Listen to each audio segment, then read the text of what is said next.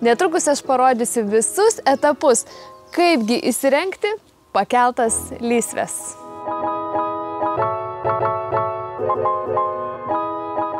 Ir šiandien savo patirtimi dalinsiuosi aš ir Živilė iš Atrast LT.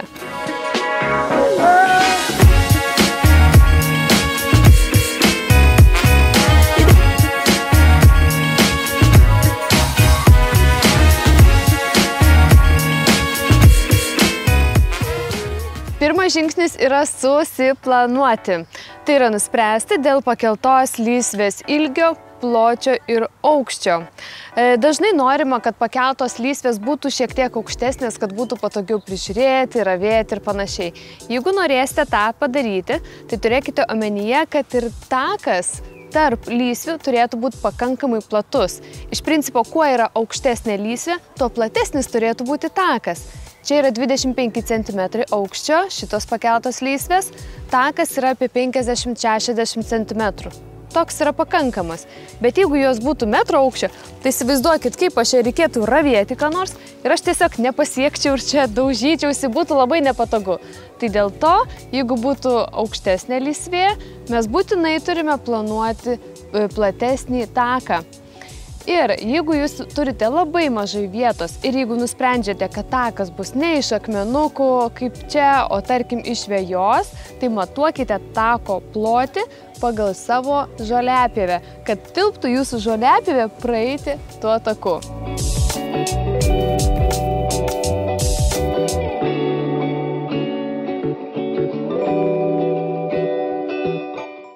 Kokius bortus pakeltoms lysvėms pasirinkti mes dar aptarsime, bet dabar pereikim prie to praktinio viso darbo. Živilė, ar reikia kažkaip specialiai paruošti dirvožemį? Tarkim, šitoj situacijoje mes turime veją, tam, kad įsirengtum pakeltą lysvę. Tai mūsų gaminamos pakeltos lysvės gali būti dedamos tiesiog ant esamos vejos, nereikia nuiminėti viršutinio vejos sluoksnio. Tiesiog imam taip ir dedam? Taip. Imam, atsinešam lysvę, tiesiog įsirenkam vietą, pasižiūrim, ar mums bus patogu, ar netrukdys praėjimam, ar praeis mūsų pravažiuos žoliapjovė, visi kiti dalykai. Pasidedam ir dedam. Pasidedam ir įrenginėjam. Kokius sluoksnius reikia dėti? Tokiai va lysvei, kuri turi kantelius tiek iš viršaus, tiek iš apačios, tai tie kanteliai reikalingi ne tik lysvės tvirtumui, bet ir kad mums lysvė nesmigtų į žemę. Tai mes taip kaip ją padėjom, taip jinai ir stovės.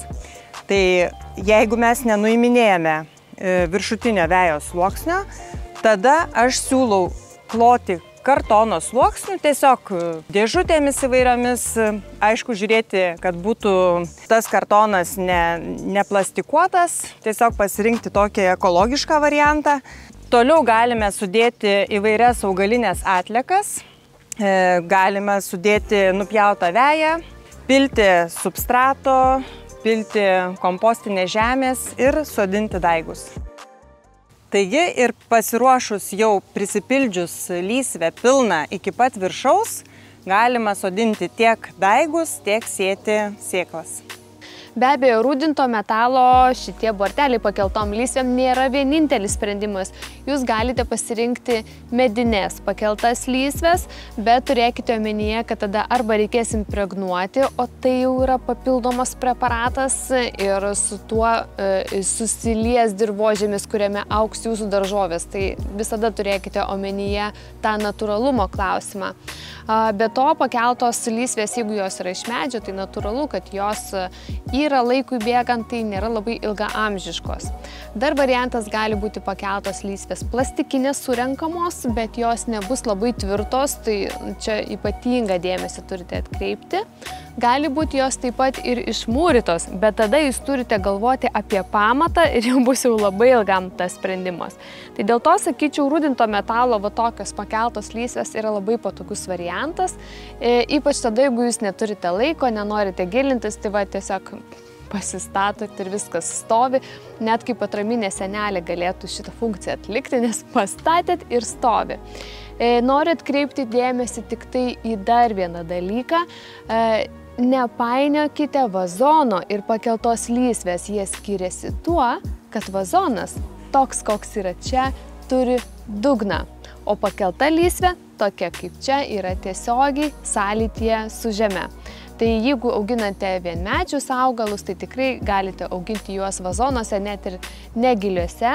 Na, jeigu norite tikro rimto tokio tvaraus daugiamečio daržo, tai visada, kai yra sąlytis su žeme, tai augalams yra nuo to smagiau, geriau augti. Ir neapsiribokite vien tik tai daržovėmis, juk šalia gali augti kartu ir prieskoninės žolelės, ir gėlės. Čia pasižiūrėkit, prie braškių ir dekoratyvinis česnakas, ir katžolės, ir petražolės, ir viskas auga kartu. Gali taip pat ir jūsų kieme.